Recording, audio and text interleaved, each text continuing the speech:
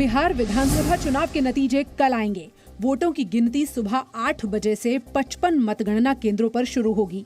बिहार चुनाव के सबसे तेज नतीजे और सबसे सटीक विश्लेषण आप जी न्यूज पर कल सुबह 6 बजे से देख सकते हैं। जी न्यूज के महा एग्जिट पोल में बिहार में आरजेडी प्लस कांग्रेस की महागठबंधन सरकार का अनुमान लगाया गया है।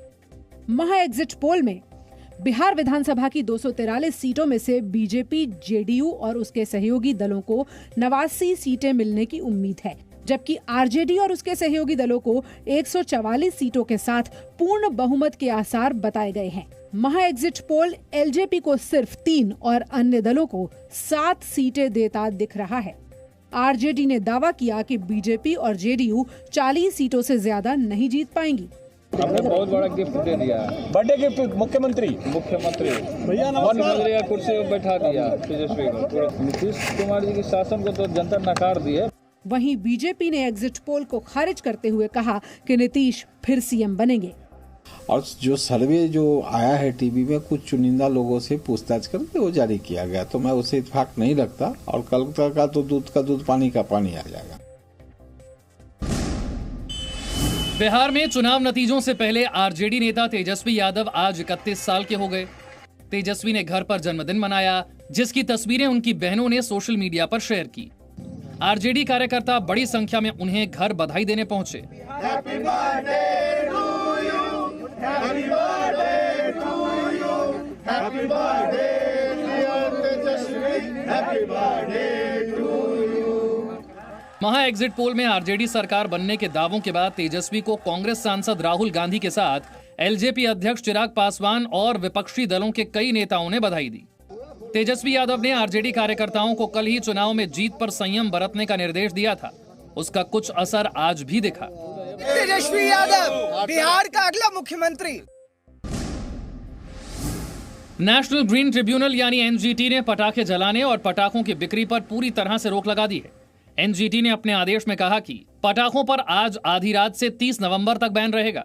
जिन शहरों की एयर क्वालिटी खराब है वहां भी 30 नवंबर तक पटाखों पर पाबंदी रहेगी। यह आदेश हरियाणा के 11 और पंजाब के 4 शहरों पर लागू होगा। जहां हवा की गुणवत्ता बेहतर है वहां पर भी सिर्फ ग्रीन पटाखों की इजाजत रहेगी। इन जगहों पर लोग दिवाली, छठ पूजा जैसे मौके पर 2 घंटे के लिए आतिशबाजी कर सकेंगे। यह आतिशबाजी रात 8 बजे से 10 बजे तक की जा सकेगी। वहीं गुरु पर्व पर सुबह 6 बजे से 8 बजे तक पटाखे जलाए जा सकेंगे। क्रैकर बैन होने के कारण पोल्यूशन लेवल थोड़ा सा कंट्रोल में आ सकता है। So I am very happy with the reaction. National green tribunal ने केंद्रीय प्रदूषण नियंत्रण बोर्ड समेत सभी राज्यों के प्रदूषण बोर्ड को प्रदूषण पर निगरानी रखने के लिए कहा है। हरियाणा और यूपी ने जो यू टर्न लिया था कि हम लोग बैन नहीं लगाएंगे पटाखों पे, तो उनके भी जो रीजन एनसीआर में आएंगे उन पे भी वही ऑर्डर लागू होगा। एनजीटी नए साल के मौके पर रात 12 बजे से 12:30 बजे तक पटाखे जलाने की अनुमति दे सकती है। पटाखों पर बैन लगने के बाद नोएडा समेत कई जगह पर छापेमारी भी की गई। कोरोना वैक्सीन बना रही अमेरिकी दवा कंपनी फाइजर ने नए ट्रायल को 90% तक कामयाब बताया है। फाइजर और जर्मन दवा कंपनी बायोएनटेक मिलकर वैक्सीन बना रही हैं। ये वैक्सीन इसी महीने बाजार में आ सकती है। इस बीच भारत में कोरोना संक्रमण के मामले 85 लाख का आंकड़ा पार कर गए हैं। सबसे ज्यादा नए मरीज दिल्ली में मिले हैं। दूसरे नंबर पर मुंबई है। 24 घंटे में देश में कोरोना के 45,903 नए केस दर्ज हुए हैं।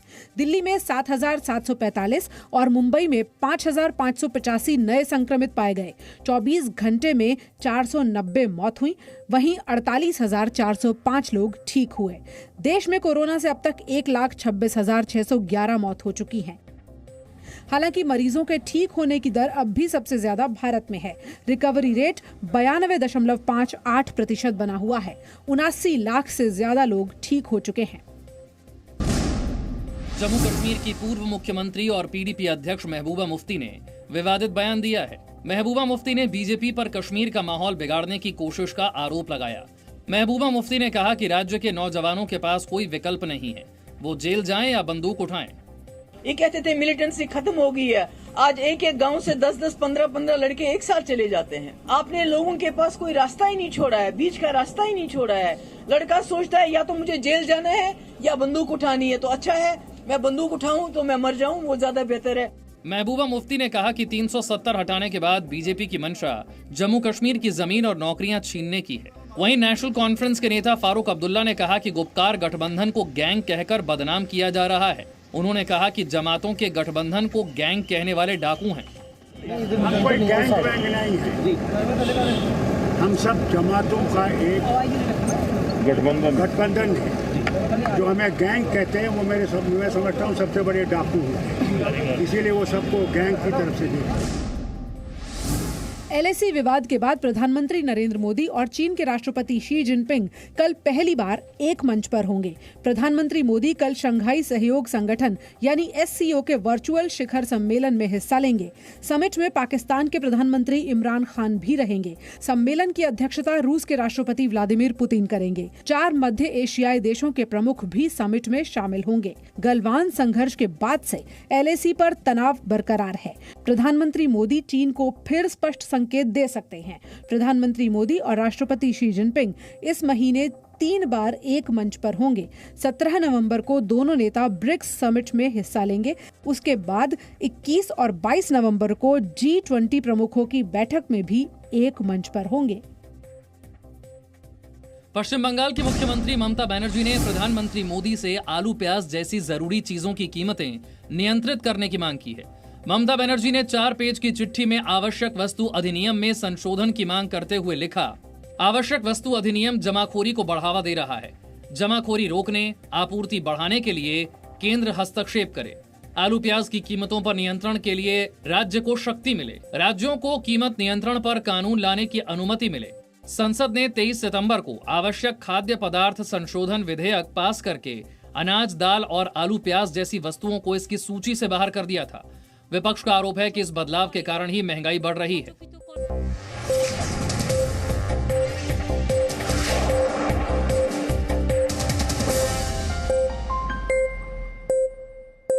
Presenting B News app, available on Google Play and App Store. Download it now.